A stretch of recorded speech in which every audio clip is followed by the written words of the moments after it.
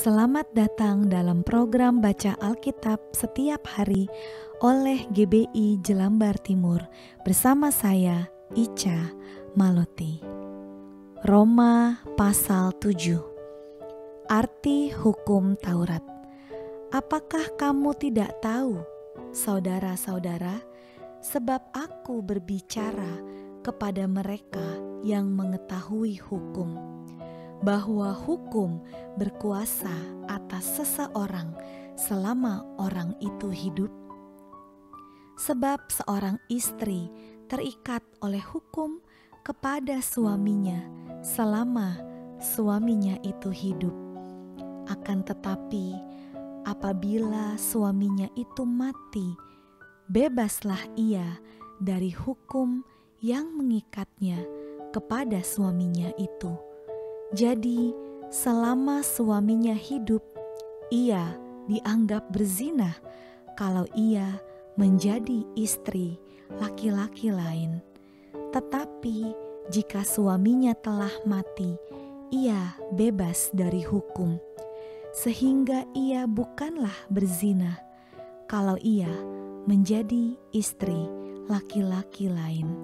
Sebab itu, saudara-saudaraku, kamu juga telah mati bagi hukum Taurat oleh tubuh Kristus, supaya kamu menjadi milik orang lain, yaitu milik Dia yang telah dibangkitkan dari antara orang mati, agar kita berbuah bagi Allah.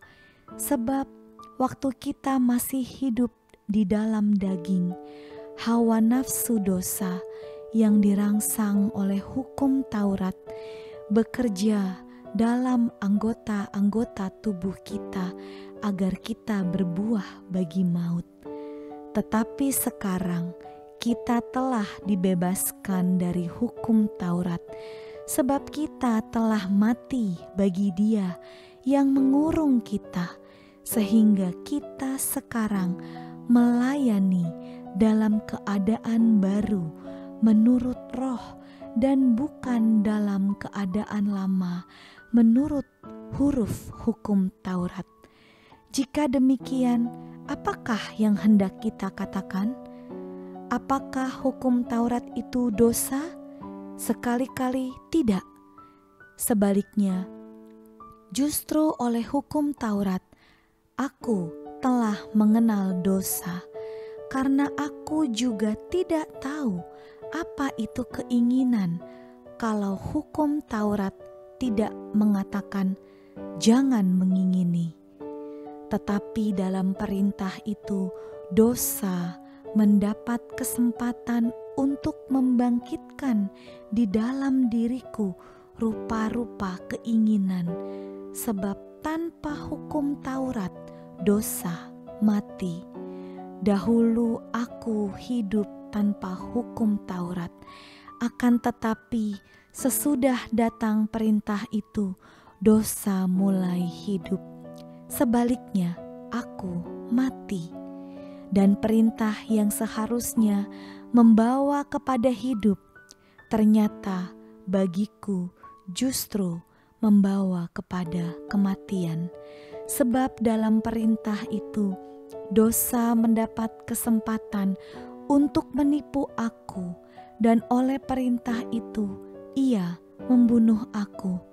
Jadi hukum Taurat adalah kudus, dan perintah itu juga adalah kudus, benar, dan baik. Perjuangan hukum Taurat dan dosa. Jika demikian, adakah yang baik itu menjadi kematian bagiku? Sekali-kali tidak, tetapi supaya nyata bahwa ia adalah dosa, maka dosa mempergunakan yang baik untuk mendatangkan kematian bagiku, supaya oleh perintah itu dosa lebih nyata lagi keadaannya sebagai dosa. Sebab kita tahu bahwa hukum Taurat adalah rohani, tetapi aku bersifat daging, terjual di bawah kuasa dosa. Sebab apa yang aku perbuat, aku tidak tahu. Karena bukan apa yang aku kehendaki yang aku perbuat, tetapi apa yang aku benci, itulah yang aku perbuat. Jadi, jika aku perbuat apa yang tidak aku kehendaki, aku menyetujui bahwa hukum Taurat itu baik. Kalau demikian, bukan aku lagi yang memperbuatnya, tetapi dosa yang ada di dalam aku.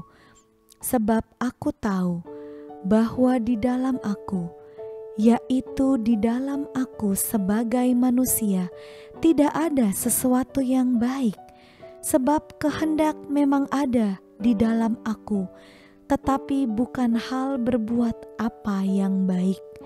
Sebab bukan apa yang aku kehendaki, yaitu yang baik yang aku perbuat, melainkan apa yang tidak aku kehendaki, yaitu yang jahat yang aku perbuat. Jadi, jika aku berbuat apa yang tidak aku kehendaki, maka bukan lagi aku yang memperbuatnya, tetapi dosa yang diam di dalam aku. Demikianlah aku dapati hukum ini. Jika aku menghendaki berbuat apa yang baik, yang jahat itu ada padaku. Sebab di dalam batinku aku suka akan hukum Allah.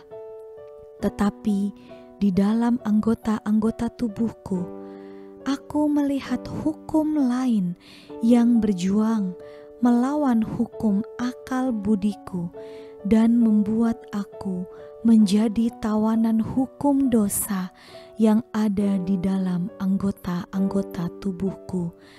Aku manusia celaka. Siapakah yang akan melepaskan aku dari tubuh maut ini? Syukur kepada Allah oleh Yesus Kristus Tuhan kita. Jadi dengan akal budiku, aku melayani hukum Allah, tetapi dengan tubuh insaniku, aku melayani hukum dosa. Bapa di dalam surga, ampuni bila kami sering jatuh dalam dosa, hidup dalam kedagingan kami. Tuntun kami Roh Kudus, agar kami terus dapat hidup sesuai dengan hukum Allah, sesuai dengan kebenaran Allah, hidup menyenangkan hati Tuhan. Biarlah segala kemuliaan hanya bagi Tuhan. Di dalam nama Yesus kami berdoa. Amin.